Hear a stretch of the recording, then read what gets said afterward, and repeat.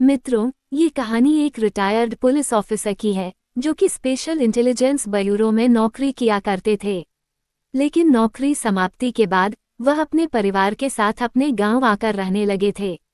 गांव में ही उनकी थोड़ी बहुत खेती योग्य जमीन थी जिसमें वो खेती करने में व्यस्त रहते थे।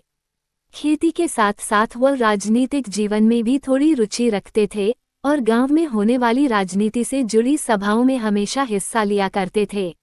लेकिन वह किसी दल विशेष के लिए नहीं, केवल अपने गांव की खुशहाली के लिए आवाज उठाते थे। एक दिन राज्य के मंत्री का दौरा इसी गांव में निर्धारित किया जाता है और तय प्रोग्राम के आधार पर गांव की सुरक्षात्मक जांच की जाती है। सारे रास्तों की जांच पूरी होने पर मंत्री जी का काफिला गांव में बने पंचायत भवन के पास आकर रुकता है। गांव के सभी लोग मंत्री जी का हार्दिक स्वागत करते हैं। दरअसल मंत्री जी ने पिछले कुछ वर्षों में गांव की खुशहाली के लिए बहुत से अच्छे कार्य किए थे। इसी वजह से उन्हें गांव में इतना सम्मान मिल रहा था। वह सभी के लोकप्रिय नेता बन चुके थे। इस बात से उनके कई विरोधी दल उनके प्रति ईर्ष्या का भाव रखते थे।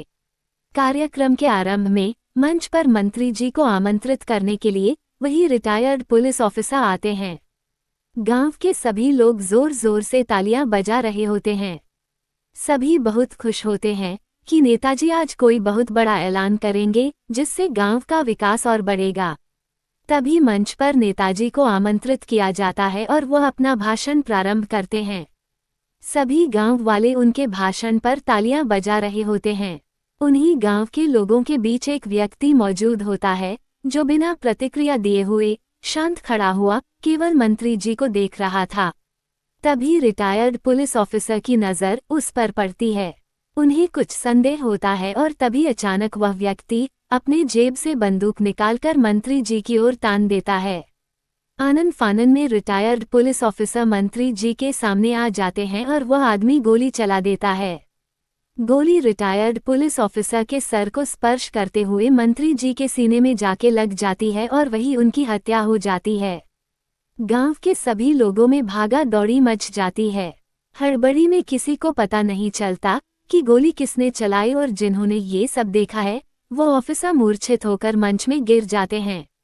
मंत्री जी और अधिकारी को सिक्योरिटी के साथ अस्पताल लाया जाता है और कुछ देर के इलाज के बाद सभी लोग डॉक्टर से पूछते हैं कि साहब कैसे हैं। लेकिन डॉक्टर पुलिस अधिकारी की हालत के लिए कुछ जवाब नहीं दे पाते। 24 घंटे होने के बाद भी उन्हें होश नहीं आता।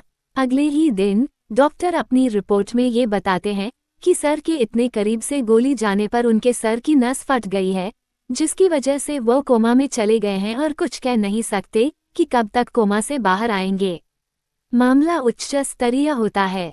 अस्पताल में गाड़ियों की लाइन लग जाती है और पब्लिक का हुजूम उमड़ पड़ता है। हालात बिगड़ते देख प्रशासन को सख्ती बरतनी पड़ती है और भीड़ को शांत किया जाता है। तभी राज्य के मुख्यमंत्री का दौरा उसी अस्पताल में होता है। मुख्यमंत्री भी अपने मंत्रिमंडल के इतने होनहार मंत्री के जाने से बहुत दुखी होते हैं और आते ही ड्यूटी पर तैनात सभी अधिकारियों को सख्ती से पूछते हैं, तुम लोग क्या कर रहे थे? कैसी सुरक्षा है तुम लोगों की? अब मैं जनता को क्या जवाब दूं? लेकिन अधिकारियों के पास इसका कोई जवाब नहीं होता, क्योंकि हत्यारे का चेहरा केवल रिटायर्ड पुलिस ऑफिसर ने देखा था और वो कोमा में जा चुके थे।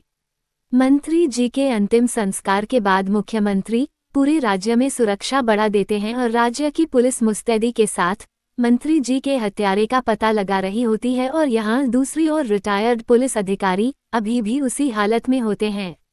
उनकी हालत में कोई सुधार नहीं हो रहा था।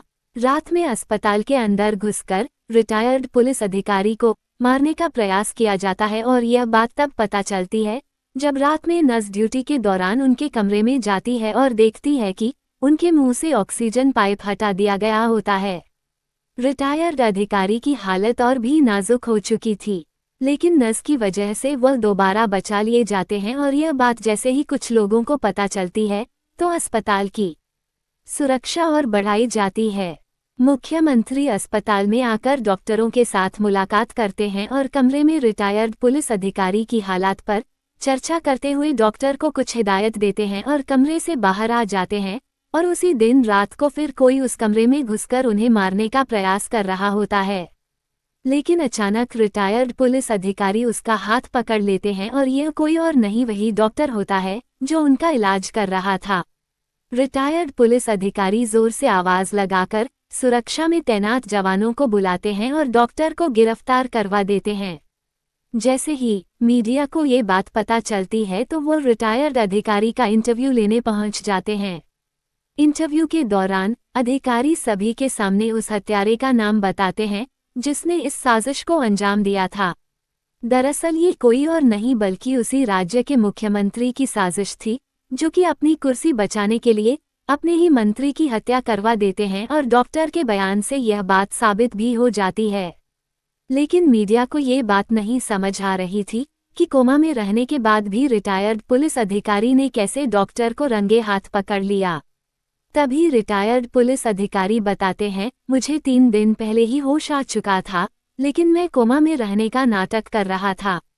दरअसल मुझे ये बात उस समय पता चल गई थी जब रात को मेरा ऑक्सीजन पाइप निकाला गया था, क्योंकि इतनी सुरक्षा होने के बावजूद भी किसी को अंदर आने की इजाज़त कैसे मिल सकती थी। मुझे शक हुआ कि यह ज़रूर यहाँ मौजूद लोगों की ही साजिश है और जब मुख्यमंत्री मेरे कमरे में डॉक्टर से बात कर रहे थे उसी समय मुझे उनके षड्यंत्र का पता चल चुका था, लेकिन मैं उन्हें सबूतों के साथ पकड़वाना चाहता था। मीडिया के सभी लोग ये बात जानकर तालियां बजाने लगते हैं और रिटायर्ड पुलिस ऑफिसर की बहादुरी और अक्लमंदी के लिए उन्हें शाबाशी देते हैं, क्योंकि इनकी समझदारी ने राज्य को एक भ्रष्ट शासन देने से बचा लिया था। इतने बड़े काम को करने की वजह से रिटायर्ड पुलिस अधिकारी को सेवा समाप्ति के बाद भी बहादुरी के पुरस्कार से सम्मानित किया जाता है और एक साजिश भरी कहानी का अंत हो जाता है। मित्रों, अगली कहानी में फिर मुलाकात होगी, तब तक के लिए जय हिंद।